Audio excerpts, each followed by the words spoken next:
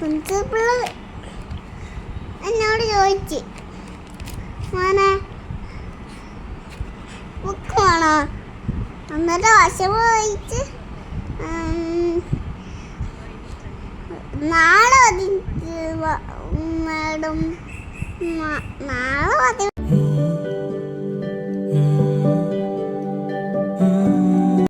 Hello guys, എല്ലാവർക്കും good morning. ഞാൻ സുഖിച്ചിറങ്ങിയതായിരുന്നു. ആശമ വിളിച്ചു പോന്ന് ഞാൻ ഞെട്ടിപ്പോയി.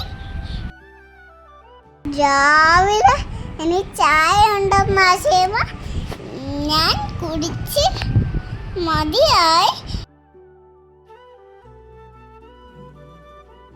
രാവിലെ ബ്രഷ് ചെയ്ത് ഞാൻ പല്ല് തേച്ച്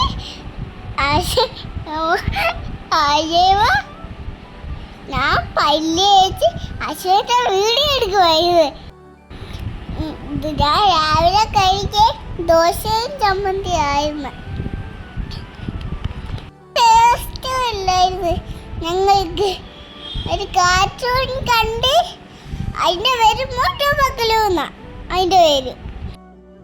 അച്ഛൻ ഡ്യൂട്ടി ആയിട്ട് വന്ന് ഒരു ഷർട്ട്സൊക്കെ വാങ്ങിച്ചു തന്ന് ഞാൻ ഒരു ബുക്ക് കൂടി വാങ്ങിച്ചു കൊടുത്ത്.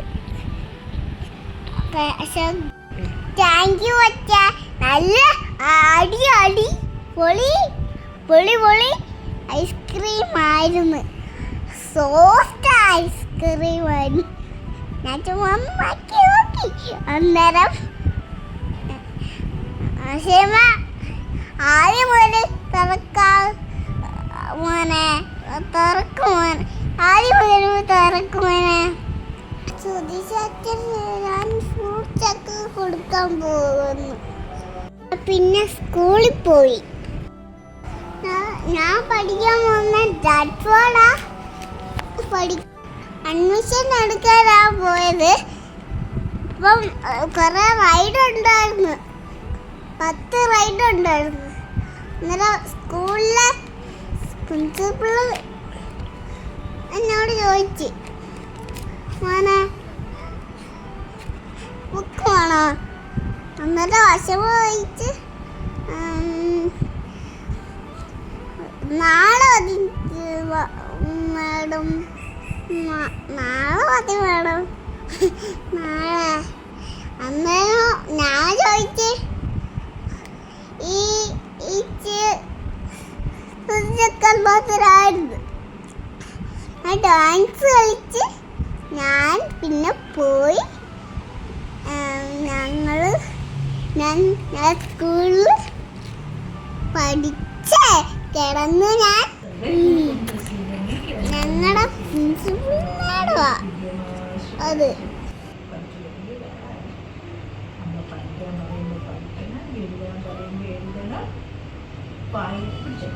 വായനയൊക്കെ പഠിച്ചു കഴിഞ്ഞാൽ നല്ല നല്ല പുസ്തകങ്ങളൊക്കെ വായിക്കും.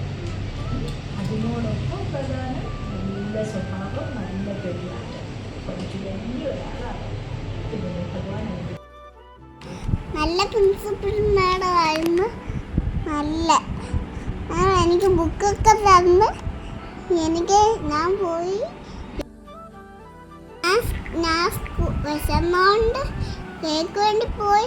ഞാൻ കേക്കും കഴിച്ച് വൈറ്റ് ഫോറസ്റ്റും കഴിച്ച് ആശയ കുറച്ചൊന്നും കഴിച്ച് ആശയമ്മ